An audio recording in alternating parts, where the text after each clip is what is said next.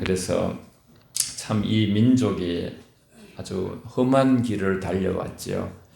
뭐 큰 그림으로 본다면 하나님께서 이 민족을 쓰시려고 연단하신 줄 성경을 통해서 배우게 되고요. 정말 6.25 같은 또 일사후퇴 그런 상황에서 정말 조금밖에 남지 않았던 곳에서 이렇게 지금 세계에 이제 강국이 됐다는 것은 설명을 할 수가 없어요. 이 하나님의 은혜 외에는 설명을 할 수가 없어요. 한번 같이 우리 하나님께 고백하고 말씀을 보겠습니다. 이 모든 것이 하나님의 은혜이옵니다. 시작. 이 모든 것이 하나님의 은혜이옵니다. 아멘. 오늘 느헤미야를 통해서 이 6.25 상황들을 생각하면서 이 나라의 어려움을 생각하며 통찰력을 얻으려고 해요. 이제 우리 성도님들 중에는 허리가 많이 아프신 분도 있어요. 저도 뭐 많이 아파봤기 때문에 다 경험이 거의 있잖아요. 이렇게 예배 시간에 이렇게 의자 앉아서 오래 있는 게 힘들거든요. 허리 아프면 일어서 서서 들으셔도 돼요. 그래서 자유롭게 여러분이 자기 몸에 맞게 역사적으로 느헤미야 시대에 잘 처음에 좀 들어갈 때 도입을 잘 들으시면 북쪽의 이스라엘은 하나님의 택한 백성인데 예수님 오시기 전에 722년에 멸망했어요. 다 이제 우리 뭐 목사고시 시험 볼 때도 이런 게 이제 나오는데 남쪽 유다는 바벨론에게 위에 북쪽은 아수르에게 남쪽은 바벨론에게 568년에 이미 멸망했어요. 멸망하고 나서 지금 이 느헤미야가 있는 시대는 이미 120년이 지난 시대에 지난 시대.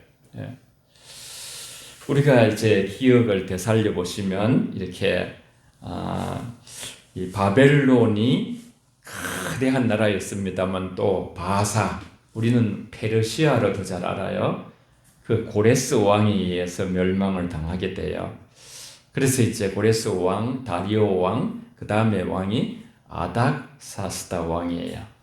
지금 이제 느헤미야가 있는 이곳은 자기 자국은 아니지요. 자기 민족은 아닌데 페르시아 아닥사스다 왕 제20년 통치한 상황에서 수상궁에 페르시아의 수상궁에 느헤미야가 지금 살고 있어요. 지금까지 이제 이 스토리, 이야기식으로 잘 들으시면 이해가 될 거예요. 1차, 2차 포로 교환들이 다 이렇게 이제 자국으로 돌아오는 칙령이 내려지고 바벨론 포로에서 잡혔던 유대인들이 고국으로 돌아갔어요.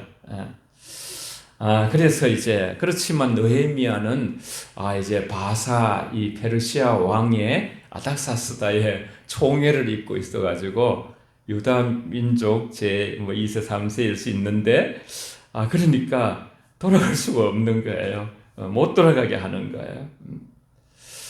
그런데 이제 여기서 참 느헤미야가 하나님 앞에 기도하면서 이 뜻을 이 현실 속에서 자기 속에 향하신 하나님의 뜻을 섭리를 이제 페르시아에 남게 되어 있는 거, 왜 남게 되어 있는가? 그것에 대해서 깨닫게 돼요. 우리 하나님이 내가 왜 이 자리에 어떤 이 세상에서 흘러가는 속에서 역사 속에 어떤 현실 속에 우리 속에 하나님의 뜻이 무엇인가 아는 것이 쉽지 않은 건데 마치 에스더가 수상궁에 또 요셉이 이제 애굽에서 그러듯이 다니엘이 바벨론에서 그러듯이 느헤미야가 이제 페르시아의 수상국에 남게 된 하나님의 섭리, 주어진 현실 안에서 그것을 깨달는 과정이 바로 1장에 쭉 나오는 거예요. 1장이 열리면 느헤미야가 열리게 되는 것이. 고국에 돌아온 지 100년의 세월이 넘었는데 이제 2, 3세 출생해서 바사에서 교육을 받고서 왕국에 지금 최고급 관리가 돼 있어요. 느헤미야가. 예루살렘에서 비참하게 사는 동족의 아픔이 이제 전해져 오는 거예요. 이게 이제 느헤미야의 하나의 장점이에요. 장점. 네. 이스라엘의 그 소문을 듣게 돼요. 성벽이 무너진 지가 벌써 140년이 지났다. 140년이 지났다. 이방인은 수없이 이스라엘 민족을 쳐들어오고 약탈당하고, 성벽은 날이 갈수록 더 피폐해지고, 이스라엘을 보면 우리하고 좀 비슷한 게 많아요. 수많은 외침을 받은 그런 부분들. 그래서 예루살렘 성은 허물어지고 성벽은 불타고, 그런 내용이 오늘 이제 성경에 나와 있어요. 모든 것이 사로잡히고. 거기서 이 느헤미야는 통곡을 하고 기도하는 사람으로 이제 하나님 뜻을 깨닫게 되는 모습을 볼 수가 있어요. 이제 예루살렘에서 온 어떤 사람의 이야기를 듣고서 그 진실된 팩트를 다 알게 되거든요. 느헤미야는 이스라엘 백성들이 고난과 수모를 당하고 예루살렘 성벽이 무너지고 민족이 어려움을 당하고 이런 어떤 고통의 소식을 듣고 눈물을 흘리는, 우는 거예요. 사람이 참 울 때 진실하잖아요.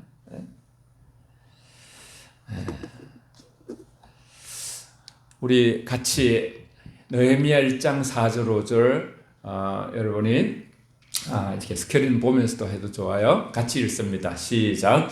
내가 이 말을 듣고 앉아서 울고 수일 동안 슬퍼하며 하늘의 하나님 앞에 금식하며 기도하여 이르되 하늘의 하나님 여호와 크고 두려우신 하나님이여, 주를 사랑하고 주의 계명을 지키는 자에게는 언약을 지키시며 긍휼을 베푸시는 주여 간구하나이다. 아멘.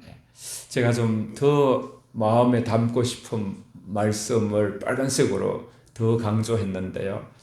하늘의 하나님 여호와여, 크고 두려우신 하나님이여. 우리 모두도 한번 고백하겠습니다. 빨간 글씨만 같이 시작. 하늘의 하나님 여호와, 크고 두려우신 하나님이여. 아멘. 참, 저는 저게 탁 꽂히더라고요. 설교를 준비하는데. 느헤미야가 만난 하나님, 크고 두려우신 하늘의 하나님, 온 세상을 주관하시는, 계명을 지키는 자에게 언약을 지키시는 하나님, 긍휼을 베푸시고 기도를 들으시는 하나님, 그 하나님을 느헤미야가 만났어요. 그래서 이 시대에 정말 그 모세도 시편 90편에서 누가 하나님의 그런 엄미하심을 알겠느냐, 두려우심을 알겠느냐, 그렇게 탄식하듯이 기도를 했어요. 시편 한 편 지었거든. 90편은 크고 두려우신 하늘의 하나님. 느헤미야 1장 내용 전체를 보면 뒤에 5절, 6절, 7절, 8절, 9절, 10절, 12절 쭉 가면서 네 가지의 기도가 나와요. 하나님의 긍휼을 구하는 기도, 이스라엘의 죄를 자복하는 기도, 하나님의 언약을 붙드는 기도, 하나님의 은혜를 구하는 기도. 기도를 잘 여러분 순서를, 하나님의 긍휼을 구하면서 눈물을 흘리면서 금식하면서 이스라엘의 지금까지의 죄들을 자복하며 회개하는 기도를 드리고 하나님의 언약을 붙드는 기도. 하나님께서 전에 우리에게 이렇게 하면 다시 회복하시리라는 약속하지 않았습니까? 그 하나님의 말씀을 붙드는 기도. 그러면서 구체적으로 하나님의 은혜를 구하는 것이죠. 하나님은 온 우주의 주권자시죠.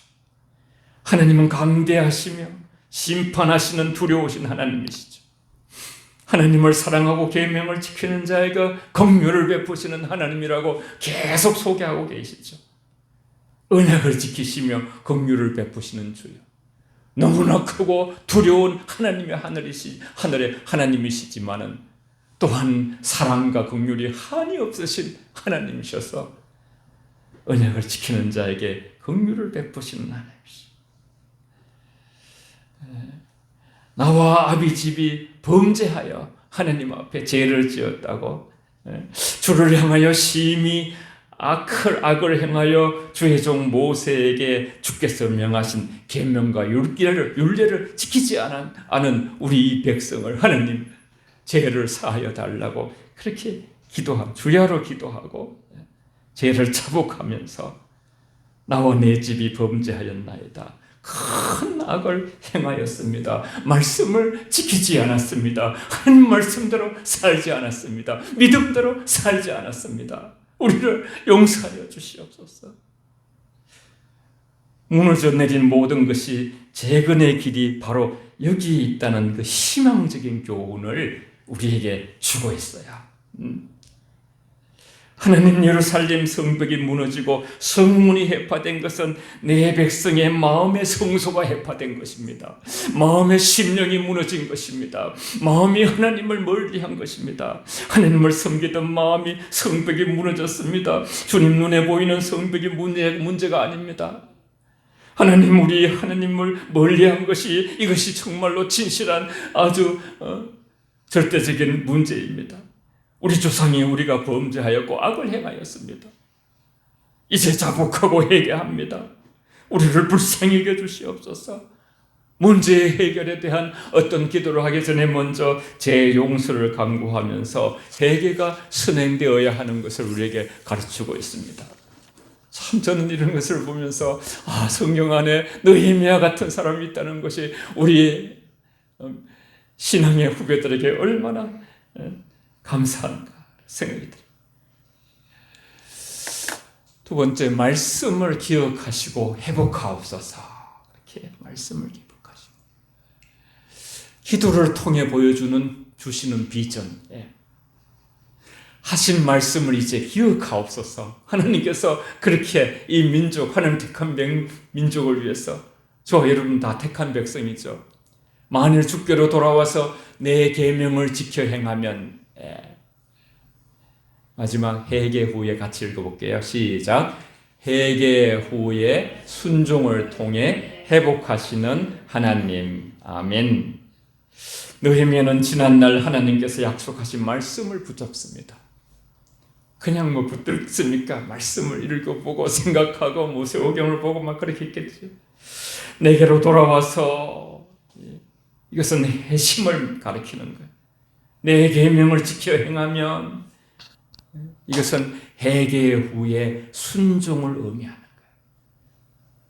삶에서 우리 자신이 하나님 앞에 믿음이 바로 서면 서갈수록 우리 말씀 앞에 두렵고 떨림으로써 크고 두려우신 하나님 앞에서 우리 자신이 말씀대로 살았는가 순종했는가를 돌아보게 돼 있어요.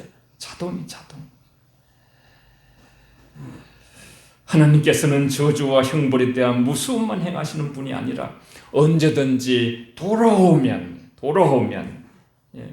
언제든지 돌아오면 회복해 주시고 축복을 주시기로 한 그 기억을 되살리면서 하나님을 붙들고 있는 거예요.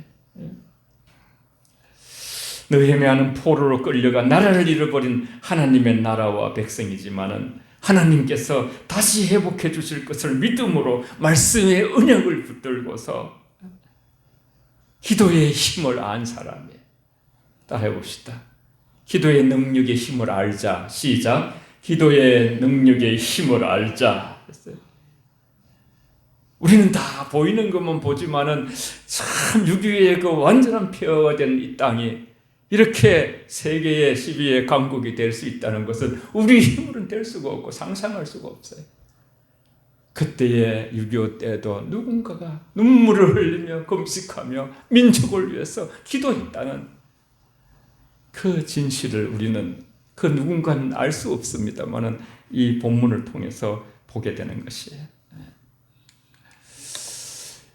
6절, 7절에 이렇게 말씀했어요. 이제 주의 종인들이 자기 종의 느헤미야와 또 주의 종들이 이스라엘 자손을 위하여 주야로 기도하며 우리 이스라엘 자손이 주께 범죄한 죄를 자복하오니 주는 귀를 기울이시며 눈을 여시사 종의 기도를 들으시옵소서. 나와 내 아버지 집이 범죄하여 주를 향하여 크게 악을 행하여 주께서 주의 종 모세에게 명령하신 계명과 율례와 규례를 지키지 아니하였나이다.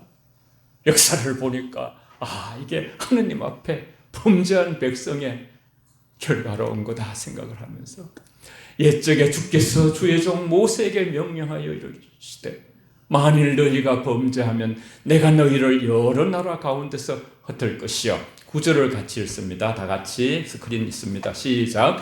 만일 내게로 돌아와 내 계명을 지켜 행하면 너희 쫓긴 자가 하늘 끝에 있을지라도 내가 거기서부터 그들을 모아 내 이름을 두려고 택한 곳에 돌아오게 하리라 하신 말씀을 이제 청하건대 기억하옵소서. 아멘. 저 본문이요 모세에게 약속한 하나님의 말씀이거든요. 하늘가에 있을지라도 내 하나님 여호와께서 거기서 너를 모실 것이며 이끄실 것이다. 하나님이시여 그 말씀을 기억하옵시고 우리가 다 범죄하였나이다. 다시 하나님 앞에 순종하며 바른 삶을 살겠나이다. 이 민족의 죄를 용서하여 주시고 우리의 죄를 용서하시고 종의 기도를 들으소서. 그 백성들의 기도를 들으소서. 왜냐하면 이들은 주께서 일찍이 큰 권능과 강한 손으로 구속하신 주의 종들이요 주의 백성이니이다. 하나님의 자녀들이 아닙니까? 하나님의 백성이 아닙니까? 그렇지요. 우리는 다 하나님의 백성이고. 마지막 11절 같이 읽습니다. 시작. 주여 구하오니 귀를 기울이사 종의 기도와 주의 이름을 경외하기를 기뻐하는 종들의 기도를 들으시고 오늘 종이 형통하여 이 사람 앞에서 은혜를 입게 하옵소서 하였나니 그때에 내가 왕의 술 간원이 되었느니라. 아멘. 여러분 참 어떤 영적인 길을 크게 통찰력으로 제시해 주는 것 같아요. 주여 구하오니 귀를 기울이사. 종이란 단어가 되게 많이 나와요. 종의 기도와 주의 이름을 경외하기를 기뻐하는 종들의 기도를 들으시고 오늘날 종으로 형통하여 이 사람 앞에서 은혜를 입게 하옵소서. 이 사람 앞에서, 그 말은 아닥사스다 왕 앞에서 그런 뜻의 설명을 하면 이해가 될 거예요. 그는 기도 가운데 종이라는 단어를 여러 번 사용. 종은 주님이 주인이 시킨 대로 하겠대요. 말씀대로 행하는 자. 세상의 종이 아니라 우리는 하나님의 종. 같이 따라해 봅시다. 나는 세상의 종이 아니라 하나님의 종이다. 시작. 나는 세상의 종이 아니라 하나님의 종이다. 예. 신약 시대에는 뭐 이렇게 목회자만 하나님의 종이 그런 게 없습니다. 우리 말씀에 보면 베드로전서 2장 9절 10절에 우리는 다 같이 왕 같은 제사장이요 하나님의 나라요 하나님의 소유된 백성이다 그렇게 말씀하셨어요. 느헤미야는 오늘날 종으로 형통하여 이 사람 앞에서 은혜를 입게 하옵소서. 느헤미야가 모시고 있던 페르사 바사 왕 아닥사스다 왕을 그 왕 앞에서 은혜를 입게 하옵소서. 이 기도를 드릴 당시에 느헤미야는 아닥사스다 왕의 술관원이 오늘 본문 11절 끝에 있는 것처럼 술관원. 여러분 우리는 볼 때 뭐 술관원 하면 그렇게 보이지만 술관원은 굉장히 이렇게 높은 간직이에요. 왕이 술을 이렇게 먹기 전에 먼저 술을 다 검사해서 거기 독이 들어가 왕을 죽이려는 그런 것도 많이 일어나잖아요. 우리는 이미 그 요셉을 통해서도 그렇게 술 관원장, 떡 맡은 관원장을 배운 적이 있어요. 고관 아주 고관이죠, 고관. 느헤미야가 그렇게 수상궁에서 술 관원장으로 있을 때에 자기의 생명의 직속 책임자가 왕이에요, 왕. 이 술 관원장은 왕에게 식음료를 진상하는 사람으로 왕에게 가장 신임받는 고위직 관료예요. 그럼에도 불구하고 느헤미야는 예루살렘으로 귀환할 것을 결심. 거기서 뭐 고관 대작으로서 얼마나 흉숭하게 대접을 받고 자기 삶이 너무나 편하고 너무나 좋은 그런 환경 속에서 살았지만은 자신은 이스라엘 제거를 위하여 자기 남은 인생 전체를 헌신할 것을 거기서 각오하면서 하나님의 뜻을 물으면서 지금 기도하고 있는 거예요. 그 헌신이 실행에 옮기기 위해서 먼저 아닥사스다 왕의 허락, 협조가 필요하기 때문에 아버지여, 그 오늘 본문에도 성경에 이 사람의 은혜를 입기를 원합니다. 이 사람이 나를 허락해서 내 조국으로 돌아갈 수 있도록 하나님 도와주시옵소서. 느헤미야는 비로소 하나님께서 왜 자기를 이방의 땅에서 왕의 술관원장으로 세워주셨는가 깨닫게 되는 거예요. 이제야 이 인생을 예루살렘으로 돌아가지 못하게 하고 페르시아에 남겨놓으면서 술관원장이 되도록까지 이렇게 모든 환경을 조성하신 하나님, 이제 내가 아닥사스다 왕에게 기도하여서 내가 이런 상황에서 정말 이 왕의 어떤 모든 협조를 받으면서 하나님께서 원하시면 내 조국으로 돌아가서 그 모든 것을 회복하고 무너진 것을 이렇게 세울 수 있는 그런 것이 되겠구나. 그런 큰 깨달음을 갖게 되는 것이. 그래서 막 기도하는 거예요. 이 종이 형통하여 사람들 앞에서 은혜를 입게 하옵소서. 그때에 내가 왕의 술관원장이 되었는 어떤 그런 마음이 있었는데 막 기도했는데 또 왕이 또 술관원장으로 발탁이 되는 거예요. 그러면서 이게 다 앞뒤가 맞아떨어지는구나. 나를 하나님이 보내려나 보다. 그는 자신의 모든 것을 주님의 도구로 드렸습니다. 마치 수상궁의 그 에스더처럼 그죠. 에스더도 자기 죽으면 죽으리라 자기를 드렸잖아요. 그 기도 가운데 하나님의 원대하고 위대한 계약을 깨달으면서 자신의 지위와 삶 전체를 모든 것을 다 주님을 위해서 헌신하는 이 모습을 볼 수가 있어요. 여러분 오늘 지금까지 들린 말씀을 생각하면서 느헤미야는 예루살렘으로 돌아가는 게 소원이었어요. 소원. 예루살렘 성벽이 다 무너지고 성벽이 불탔다는 소식을 듣고 자기 조국의 그 무너지는 것이 아파서 슬픔을 가지고 견딜 수 없어서 울며 간절한 마음으로 하나님 앞에 우리 지금까지 우리 백성이 하나님 뜻대로 살지 못해서 이런 큰 고난을 70년 바벨론 포로 생활을 하고 또 민족을 잃어버리고 이런 어떤 허물어지고 모든 것이 하나님 죄를 용서하여 주시옵소서. 그러면서 해결을 잘못했다고 잘못 살았다고 그러면서 하나님께서 아닥사스다 왕을 통해 은혜를 입게 이렇게 해달라고 기도했는데 하나님께서 그 기도에 응답을 하셨어요. 느헤미야 얘기를 듣고 유다의 총독으로 세우고서 이제 예루살렘에 가서 성과 성전을 건축하도록 그렇게 이렇게 완전히 그냥 오케이 가서 해 하고 그렇게 고레스 왕을 이방 왕을 통해서 이렇게 1차 기한 2차 기한이 일어나듯이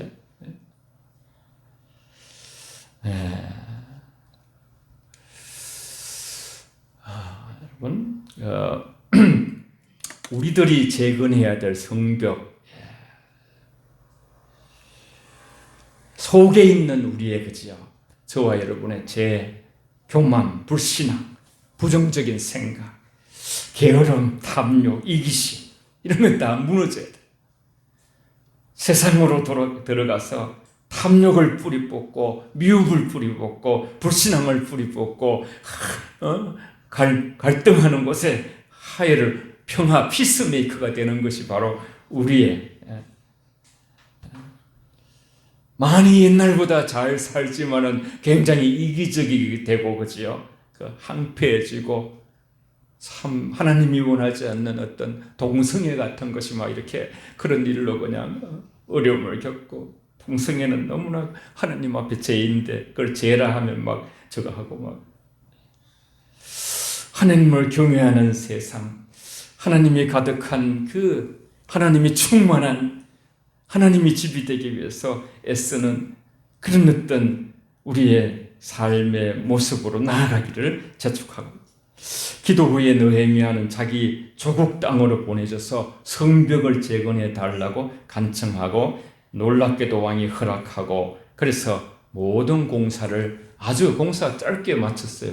54일인가? 하여튼 60일 안에 공사를 다 마칠 수 있도록. 느헤미야는 그 당시 바벨론에서 관원장이었지만 예루살렘 성벽의 재건은 당시에 모든 것을 또 총괄하는 총리같이 위임을 해주는 그 권력이 있으니까요, 왕이요. 여러분, 우리는 늘 성전 얘기를 하면서 늘 하나님께서 16절을 우리 한번 읽어볼게요. 같이 16절, 17절을 같이 읽습니다. 시작. 너희는 너희가 하나님의 성전인 것과 하나님의 성령이 너희 안에 계시는 것을 알지 못하느냐. 누구든지 하나님의 성전을 더럽히면 하나님이 그 사람을 멸하시리라. 하나님의 성전은 거룩하니 너희도 그러하니. 아멘.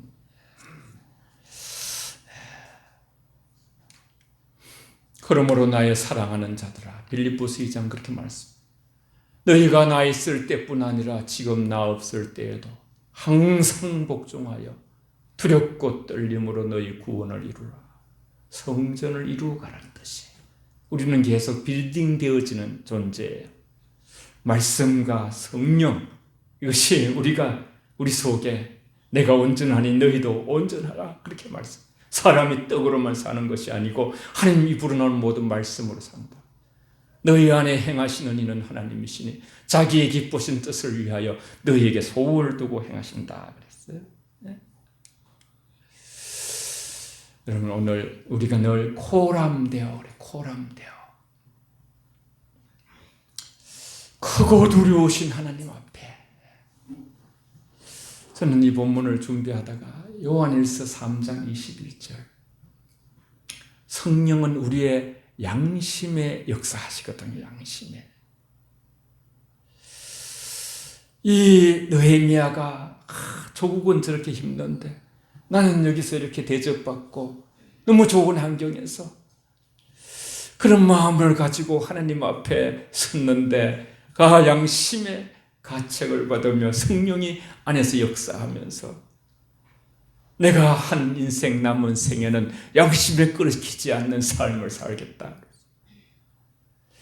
우리 요한일서 3장 21절 마지막으로 읽어보겠습니다. 시작. 사랑하는 자들아, 만일 우리 마음이 우리를 책망할 것이 없으면 하나님 앞에서 담대함을 얻고. 아멘.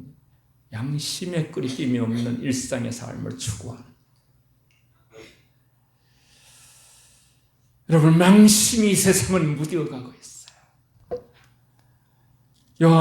로마서 1장에 보면 24가지 죄가 나와요. 마지막에 그죠? 그냥 이렇게 하면 하나님이 완전히 그죠? 사형을 해당한다고 알면서도 서로끼리 서로 박수를 치면서 유유상종 서로 오라 좋아 그냥 이대로 살아, 악하게 살아, 수근수근하고 서로 미워하고 서로 그렇게 산다는 것이. 우리는 하나님 앞에 깨어있는 양심으로 오늘 말씀 속에서 여러분이 뭘 깨닫습니까? 저는 그런 생각이 들어요. 한 사람의 깨어있는 양심, 한 사람의 깨어있는 신앙의 힘이라는 것이 이렇게 위대할 수 있구나. 한 나라를 다시 일으킬 수 있는 것이구나. 보통 그런 말 있잖아요.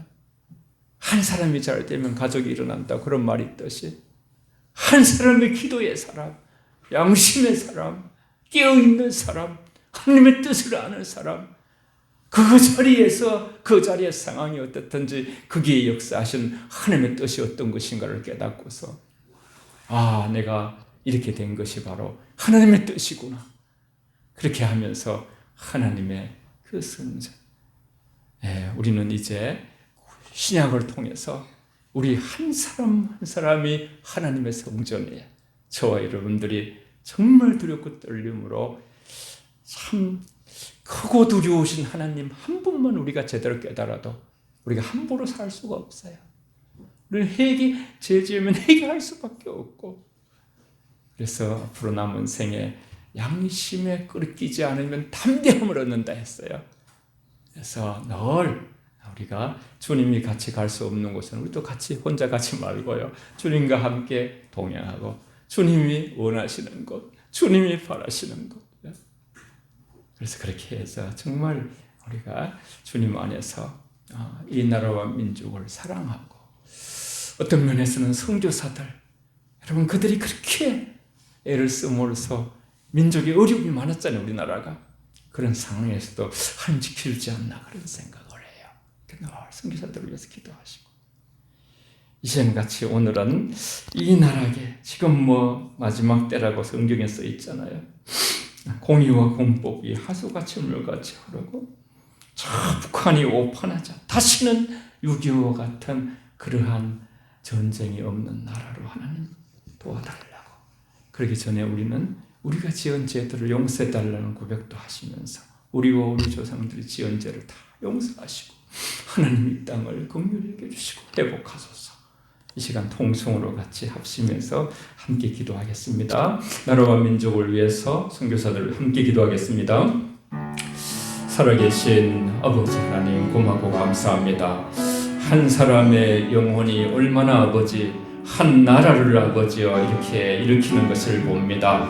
느헤미야 기도회를 통해서 우리가 아버지 하나님 정말 깨어 있어서 크고 두려우신 하나님을 알게 하시고 우리의 삶의 자리가 하나님께 바쳐지는 아버지여 놀라운 하나님의 뜻이 있는 자리임을 기억하면서 어떠한 형편과 자리에 있든지 거기서 아버지 하나님께 헌신하며 아버지 기도의 사람으로 기도의 용사로 하나님 안에서 아버지 이 나라와 이 민족을 위해서 특별히 아버지 하나님 나라를 위해서 먼저 그의 나라를 구하며 아버지 성령의 은혜 안에서 우리가 아버지 주 안에서 복된 우리의 삶이 되도록 하나님 축복하여 주시고 하나님 역사하여 주시옵소서. 아버지 선교사들을 기억하여 주시고 우리 선교사 한 사람 한 사람을 붙드셔서 그분들이 아버지 주의 축복 안에서 아버지 마음껏 선교할 수 있도록 하나님 도와주시고 이 나라 아버지 이 백성 지은 모든 죄들을 하나님 용서하여 주시기를 원합니다. 우리의 죄와 우리의 죄를 기도하시고 하나님 종들의 기도를 들으시고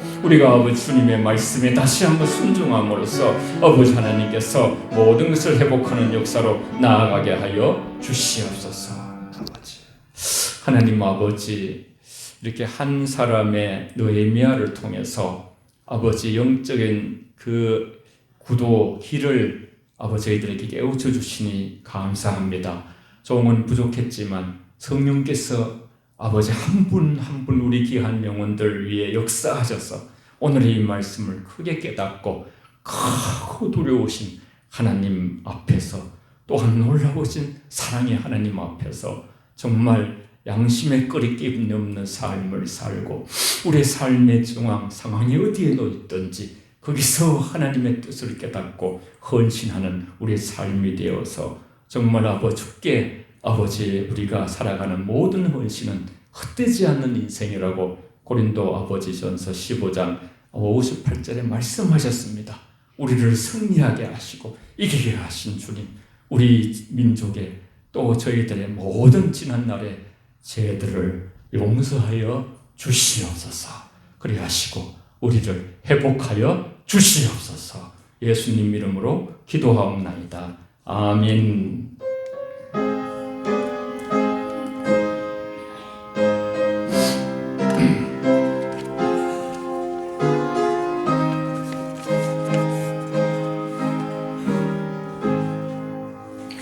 주여 지난 밤 내 꿈에 배었으니 그 꿈이